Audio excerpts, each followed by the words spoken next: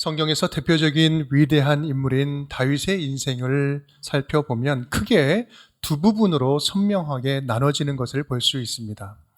사무엘하 11장에 나오는 이 밧세바와의 간음 사건이 그 기점이 되는 거죠. 그 기점으로 분위기가 완전히 달라져요. 사실 다윗이 젊어서 사울 왕에게 쫓겨다닐 때에는요, 하나님과의 거리가 멀어질 틈이 없었습니다. 그때는 극심한 고통과 고난, 핍박이 찾아와서 너무나 힘들었지만 그 고통이 더욱 하나님을 의지하는 그 믿음을 낳게 했죠. 하지만 다윗이 모든 것을 다 누리고 소유하는 그런 왕이 되었을 때 그는 넘어집니다. 넘어져도 아주 심하게 넘어져요. 크게 넘어집니다. 돌이킬 수 없을 만큼 치명적으로 넘어집니다. 그 넘어짐의 사건이 바로 이 밧세바와의 간음 사건이었어요. 사무엘하 11장 27절 말씀, 성경은 분명하게 이렇게 기록하고 있죠. 다윗이 여호와 보시기에 악하였더라. 이거 굉장히 이례적인 표현이에요. 왜냐하면 다윗은 여호와 보시기에 좋았더라 라고 이야기를 하거든요. 근데 이 순간을 기점으로 인생이 나락으로 떨어지는 것을 보게 됩니다. 밧세바와 동침해서 낳은 아들이 죽게 되죠. 그리고 아들끼리 살인 사건이 일어나게 됩니다. 심지어는 아들이 반란을 일으켜서 왕위를 빼앗기게 되는데 그냥 빼앗기는 정도가 아니라 수치스러운 일을 당하게 되죠. 다윗의 왕녀들과 후궁들이 백주대낫의 그 아들로부터 그 성폭행을 당하게 됩니다. 다윗을 따르던 충신들, 함께했던 정말 믿고 따랐던 사람들이 다 떠나고 배신을 하게 되죠. 오늘 장면은 그러면서 다윗은 맨발로 머리를 풀고 밤새 도망을 칩니다. 정말 비참한 모습이죠.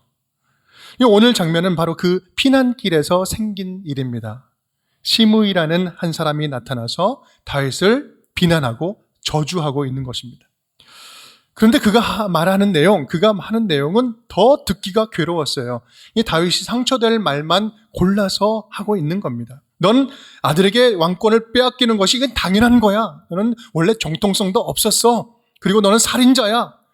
모든 책임이 다 네 책임이야. 죽어 마땅하다. 가거라. 이 가라는 거는 죽으라는 이야기예요.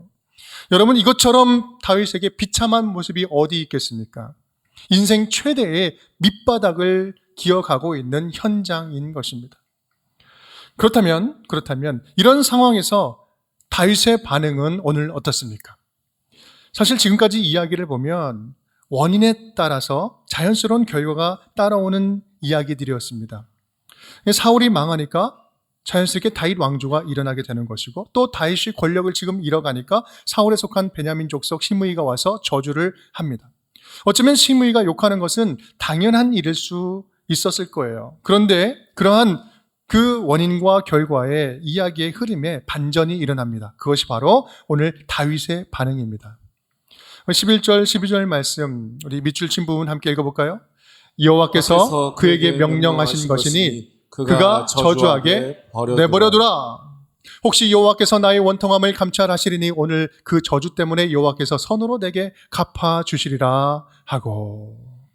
여러분, 다윗은요 지금 가장 인생의 밑바닥과 같은 상황에서 자기의 감정대로 자기의 방법대로 살 것을 선택하지 않습니다. 이 문제는 내가 해결하지 않겠습니다. 아니, 나는 해결할 수가 없습니다. 주님, 혹시 주님께서 불쌍히 여겨주신다면 하나님께서 직접 선으로 갚아 주옵소서. 하나님께 내어 맡기고 있는 거예요. 우리는 살다 보면 다양한 일로 넘어집니다. 마치 저주받은 인생처럼 일이 쉽게 풀리지 않는 것이 너무나 많아요. 한 번, 두 번 실패를 반복하다 보면 자존감도 무너지고 인생의 바닥을 치게 되는 거죠. 거기에는 내가 자초한 고난도 있고요. 또 이유를 알 수 없는 고난도 있습니다. 때로는 나는 잘못한 게 하나도 없는데 억울한 일을 당할 때도 너무나 많이 있습니다. 의도치 않게 사람들에게 비난당하고 열심히 뭔가를 더 잘해보려고 열심히 일을 했는데 오히려 그것으로 모함당하고 핍박당하는 경우들도 너무나 많이 있어요. 우리 중에는 뭘 해도 안 되는 그렇게 저주받은 인생같이 희망을 잃고 낙심에 빠져있는 자들도 참 많이 있습니다. 지금 저와 여러분 이 자리에도 많이 계시지 않습니까? 오늘 인생의 막다른 골목에서 다윗이 말한 이 고백을 살펴보면서 우리 인생에 찾아온 위기들 속에서 우리가 어떻게 믿음을 지켜나갈 수 있는지, 믿음으로 단단하게 든든하게 세워갈 수 있는지, 위기의 때일수록 하나님 앞에서 어떤 자세를 잃지 말아야 할 것인지 오늘 말씀을 통해 하나님의 지혜를 배우는 시간 될 수 있기를 간절히 바랍니다. 첫 번째입니다. 우리 함께 따라하겠습니다. 다윗은 저주를 하나님의 음성으로 받았습니다. 다윗은 저주를 하나님의 음성으로 받았습니다. 다윗은 시므이의 저주를 사람의 말로 받지 않고 하나님의 징계와 훈계로 들었습니다. 물론 지금 다윗의 마음을 살펴보면요, 너무나 괴로운 상황이에요. 어떤 부분에 있어서는 받아들이기 힘든 부분도 많았을 것입니다. 지금 시므이의 저주의 내용을 보면 사울과 요나단이 죽은 것도 다윗 책임이고, 블레셋과 베냐민이 싸워서 동족이 죽은 것도 다윗 책임이고, 아브넬 장군이 죽은 것도 다윗 책임이고, 모든 것이 다 다윗 책임이다. 네가 피 흘린 대가다라고 이야기를 하고 있어요. 그렇게 막 몰아가고 있습니다. 여러분, 근데 이것은 사실과 다릅니다. 사실 사울을 패위하고 다윗을 왕으로 세운 건 누구예요? 하나님이에요. 하나님의 뜻이 그 가운데 있었잖아요. 다윗을 원수로 여기는 시므이는 하지만 다윗을 욕하고 저주하고 있는 거예요. 그런 면으로 볼 때 다윗의 입장에서는요, 억울합니다. 자신이 지금 당하고 있는 지금의 처지는 하나님의 심판이 분명하지만 시므이가 생각하는 것과는 완전히 다른 이유이기 때문에 그렇습니다. 하지만 그럼에도 불구하고 다윗은 시므이의 저주를 하나님의 음성으로 듣습니다. 자신을 향한 하나님의 쓴소리로 받고 있는 거죠. 왜 그랬을까? 어떻게 그럴 수 있었을까요? 어떻게 다윗은 그 하나님의 쓴소리로 받을 수 있었을까? 여러분, 그것은요, 지금 자신에게 찾아온 이 문제의 근원이 다른 곳에 있지 않고 다른 사람에게 있지 않고 나 자신에게 있다라는 사실을 인정하고 있기 때문에 그렇습니다. 이 모든 문제의 근원은 나의 죄악으로부터다라는 것을 인정하고 있는 거예요. 그래서 시편 51편은 이렇게 고백하고 있죠. 함께 읽겠습니다. 무릇 나는 내 죄과를 아오니 내 죄가 항상 내 앞에 있나이다. 지금 시편 51편은 나단이 다윗과 밧세바의 이 사건을 보고 책망할 때 회개하며 드렸던 시편이잖아요. 참회 통곡하면서 지었던 시편인데, 여러분, 그는 지난 시간이 한참 흐른 뒤에도 이러한 회개의 연속적인 삶을 살고 있었던 것입니다. 우리 11절 말씀 이렇게 이야기하죠. 또 다윗이 아비새와 모든 신하들에게 이르되 내 몸에서 난 아들도 내 생명을 해하려 하거든 하물며 이 베냐민 사람이라 여호와께서 그에게 명령하신 것이니 그가 저주하게 내버려 두라. 이것은 하나님이 시키신 것이다. 하나님이 나를 징계하는 것이다. 여러분, 우리는 분명히 기억해야 합니다. 다윗이 회개한 이 사건은 사무엘하 12장에서 나단이 책망할 때 한번 아주 진하게 하고 넘긴 이벤트가 아니었다라는 사실이에요. 때마다 일마다 자신이 범한 그 일로 파생된 하나님의 진노와 징계를 겸허하게 받아들이면서 하나님 불쌍히 여겨달라고 하나님의 긍휼한 마음을 끊임없이 삶으로 고백하는 회개였다라는 말씀이에요. 그래서 다윗은 시므이의 저주를 하나님의 음성으로, 하나님의 소리로 들을 수 있었던 것입니다. 이 저주는 사람의 저주가 아니다. 하나님이 나에게 주시는 하나님의 심판이다. 내 안에서 나의 죄를 완전히 끊어내시려고 나를 괴롭게 하시고 더 고통스럽게 해서 다시는 그런 죄를 반복하지 않도록 하나님께서 나를 정결케 하시는 하나님의 다루심입니다 라는 고백인 거예요. 여러분, 내가 범한 죄로 인하여서, 잘못으로 인하여 파생된 이 죄악의 열매는 피할 수 없을 뿐만 아니라 피해서도 안 됩니다. 오늘 다윗의 모습을 보면 이러한 죄에 대한 징계는요, 어물쩍 그냥 구렁이 담 넘어가듯이 넘어가면 안 되는 거예요. 하나님의 긍휼하심을 구하면서 철저하게 회개하면서 겸허하게 그 죄의 열매를 감내해야 합니다. 톡톡하게 감수하면서 통과해야 합니다. 왜요? 왜 그렇습니까? 왜냐하면 하나님의 징계는 그 괴롭히는 것 자체에 목적이 있는 것이 아니라 다시는 그 문제로 넘어지지 않도록 하시는 하나님의 다루심이기 때문에 그렇습니다. 만약에 하나님의 징계를 인정하지 않고 이로 인한 시련을 받아들이지 않고 거부하고 회피한다면 어떤 일이 일어날까요? 그것은 내 안에 죄는 사라지기는커녕 오히려 그 죄는 점점 눈덩이처럼 커져가고 불어날 것입니다. 마치 거짓말처럼 그렇죠. 예를 들면 거짓말이 그렇지 않습니까? 거짓말을 막으려면 어떻게 돼요? 또 다른 거짓말을 해야 돼요. 또 그 거짓말을 감추기 위해서 더 큰 거짓말을 해야 돼요. 어떤 게 진실인지 자기 자신도 이제 헷갈리게 돼요. 죄가 또 다른 죄를 낳고 이 죄가 또 다른 죄를 낳아서 죄로 가득하게 만드는 세상이라는 말씀이죠. 다윗은 지금 이러한 꼬리에 꼬리를 무는 죄악의 연속성을 끊어내고자 지금 몸부림치고 있는 거예요. 그 죄는 나로부터 끊어내리라. 오늘 다윗의 충신인 아비새가 시므이, 욕하는 그 시므이를 가서 죽이겠습니다라고 이야기할 때 다윗이 어떻게 합니까? 만류하죠. 다윗이 만류한 그 이유도 그렇습니다. 나의 그런 감정적인 문제 때문에 아비새가 시므이를 죽인다면 아비새 또한 살인죄를 범하는 죄를 파생하게 되는 그 낳는 결과가 되기 때문이죠. 더 이상 죄가 반복되지 않도록 끊어내는 그것이 바로 다윗이 지금 이 징계 속에서 품고 있는 간절한 마음이었습니다. 그렇습니다. 다윗이 지금 간절히 원하는 마음은 단 하나뿐이에요. 나의 죄로 인한 하나님의 진노가 하루속히 멈추기를 간절히 원합니다. 어떻게 해요? 철저하게 회개함으로, 겸허하게 모든 징계를 다 몸으로 받아내므로 지금 그렇게 나아가고 있는 것입니다. 여러분, 그렇습니다. 바로 이것이 다윗이 시련 앞에서 취한 두 번째 자세예요. 함께 따라하겠습니다. 다윗은 저주를 철저한 회개의 기회로 삼았습니다. 같은 저주를 철저한 회개의 기회로 삼았습니다. 회개의 기회로 삼았습니다. 우리 11절 말씀 우리 다시 한번 읽어볼까요? 또 다윗이 아비새와 모든 신하들에게 이르되 내 몸에서 나는 아들도 내 생명을 헤아려 하거든 하물며 이 베냐민 사람이랴 여호와께서 그에게 명령하신 것이니 그가 저주하게 버려두라. 이 시련과 고난과 고통을 내가 반드시 감내해야 하는 일이라면, 내가 꼭 감당해야 할 것이라면 내가 피하지 않고 철저하게 감수하겠습니다. 사실 바세바 사건 이후로 다윗에게 너무나도 혹독한 고난이 계속 찾아오고 있습니다. 우리 앞서 말씀드린 바와 같이 다윗이 가졌던 모든 명예, 부, 권력, 힘, 사람, 하나님의 신망, 은혜 다 끊긴 것 같은 삶이에요.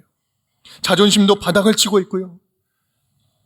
기뻐할 일이라고는 하나도 없는 것이고 더 이상 살 소망도 다 잃어버렸습니다. 사실 이쯤 되면 웬만한 사람은 맨정신으로 버티기 힘든 정도였을 거예요. 다윗의 멘탈도 굉장히 대단했던 것 같아요. 하나님의 진노가 이쯤 되면 끝나지 않을까 싶은데 그렇지 않아요. 다윗에게 고난이 꼬리에 꼬리를 물고 계속해서 끊어지지 않습니다. 그렇다면 하나님은 왜 그렇게 혹독하게 다윗을 징계하시는 걸까? 왜 이렇게 철저하게 징계를 하시는 걸까? 여러분, 이것은요, 우리 시편에 보면 하나님을 향한 다윗의 그 마음들, 고백들을, 그리고 또한 다윗을 향한 하나님의 고백들을 성경에서 살펴보면 그 마음을 우리가 잘 알 수 있습니다. 하나님이 다윗을 가혹하게 징계하고 다루시는 만큼 하나님은 그만큼 다윗을 가열차게 사랑했기 때문에 그렇습니다. 다윗을 너무나 뜨겁게 사랑했기 때문에 그래요. 하나님은 당신 마음에 합한 다윗을 절대로 잃고 싶지 않아서, 포기하고 싶지 않았기 때문에 더욱더 철저하게 돌이키고 회복시키는 과정을 주고 있는 것이었습니다. 누구보다도 철저하게 돌이킬 기회를 주고 회개할 기회를 주고 그렇게 통회하는 과정을 통해서 더욱더 순금처럼 연단하려고 하는 하나님의 담금질이었다라는 말씀입니다. 여러분, 하나님은 당신의 자녀들의 이 죄의 문제를 대충 넘어가기를 원하지 않으십니다. 그래서 징계를 때로는 주시죠. 여러분, 이것은 진짜 사랑입니다. 온전히 돌이켜서 하나님 닮은 자녀로 바꾸기 위해서 주시는 징계, 이것은 하나님의 무한한 사랑이라는 말씀이에요. 여러분, 혹시 하나님이 여러분을 그렇게 다루시고 계시는 것을 지금 느끼고 계신다면 여러분 너무 서운해하지 않기를 바랍니다. 사랑해서 주시는 연단인 줄 믿습니다. 히브리서 12장 말씀 보면 이렇게 말씀하고 있어요. 함께 읽어볼게요. 내 아들아, 주의 징계하심을 경히 여기지 말며 그에게 꾸지람을 받을 때에 낙심하지 말라. 주께서 그 사랑하시는 자를 징계하시고 그가 받아들이는 아들마다 채찍질 하심이라 하였으니. 하였으니. 아멘. 사랑하는 자를 징계하시고 받아들인 자들에게 채찍질을 주신다. 사랑하는 여러분, 혹시 우리를 돌이키시려고 하나님이 회초리를 들으신 게 느껴지신다면 여러분 그 훈계를 경히 여기지 않았으면 좋겠습니다. 대충 반응하지 않았으면 좋겠어요. 회개할 때는 어설프게 하지 않고 확실하게 돌이키고 회개할 수 있기를 바랍니다. 힘들지만 감사하게 여기면서 감내하는 거죠. 하나님 없이 살던 삶을 완전히 내어버리고 주님께 삶을 온전히 다시 맡겨드릴 수 있기를 간절히 축복합니다. 여러분 혹시 지금 믿음의 회복이 조금씩 일어나고 있는 분들 계십니까? 그렇다면 거기에서 안주하지 말고 더욱더 힘을 내서 주님 주시는 그 말씀 앞에 말씀을 온전히 순종하면서 나아갈 수 있기를 바랍니다. 세 번째입니다. 우리 함께 따라하겠습니다. 다윗은 저주를 통한 하나님의 은혜를 확신했습니다. 다윗은 저주를 통한 하나님의 은혜를 확신했습니다. 이제 다윗은 자신의 속마음을 좀 더 선명하게 드러내 보여줍니다. 12절 말씀이죠. 함께 읽겠습니다. 혹시 여호와께서 나의 원통함을 감찰하시리니 오늘 그 저주 때문에 여호와께서 선으로 내게 갚아주시리라 하고. 아멘. 그래서 감찰하다, 라라는 히브리어 단어는 의사가 마치 환자를 진찰하듯이 꼼꼼하게 살펴보는 그것을 말합니다. 주님, 제 마음을 꼼꼼하게 주님 감찰하시고 회개하는 이 마음을 불쌍히 여겨주셔서 나의 진심을 받아주셔서 이제 저주를 거두시고 자비를 베풀어 주시옵소서. 여러분 이것은요 철저하게 주님 앞에 회개한 자만이 드릴 수 있는 긍휼이에요. 회개한 자만이 구할 수 있는 긍휼인 겁니다. 주님, 제 마음 아시잖아요. 아시죠? 이제 제가 무엇인가를 하지 않겠습니다. 주님, 주님의 방식대로 직접 하나님의 선으로 갚아 주시옵소서. 다윗은 이제 시므이에 대해서 하나님께 탄원합니다. 하나님께서 그런 제 마음을 잘 감찰해서 진짜 제 마음을 잘 아신다면 하나님께서 직접 하나님의 방식대로 시므이에게 갚아주세요. 여러분 그렇습니다. 우리가 기억할 일이 있습니다. 다윗이 지금 하나님께 범죄했다고 해서 시므이가 지금 다윗에게 저주하는 이 행동이 정당하고 올바른 행동이라고 이야기할 수 있을까요? 아니요. 결코 그렇지 않습니다. 그럴 수 없어요. 시므이가 지금 다윗을 저주하고 있는 이 바울임이라는 지역은 사울이 살았던 출신의 지역이었어요. 베냐민 땅이었습니다. 그리고 시므이는 그의 사울의 친족이라고 이야기하죠. 그러니까 시므이는 사사로운 개인적인 감정, 지역 감정, 혈연적인 감정을 앞세워서 다윗을 신랄하게 지금 비난하고 있는 거예요.